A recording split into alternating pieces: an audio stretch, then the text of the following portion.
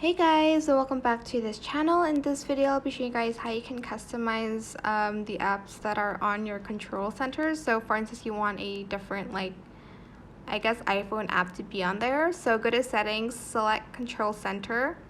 And here are all of the kind of controls that I have. I don't really use sound recognition. I also don't use music recognition that much anymore. Also text size as well. So the one that I use mostly is hearing because I like hearing white noise. If I scroll down here, you'll be able to see all of the kind of controls that you can add. For instance, you want the low power mode to be on there, you can add that there by pressing the plus button. If you don't want it there, just press the button here and select remove.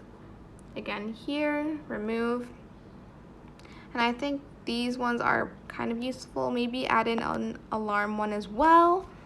But that is it, super simple. I hope this tutorial was helpful for you guys. Don't forget to like, comment, share, and also subscribe to this channel if you haven't done that already. If you have any more questions, just leave it in the comment section down below. I will try my best to answer them all for you guys. And if you found this video helpful, please click the thanks button as well. That is it. Thank you so much for watching. Bye.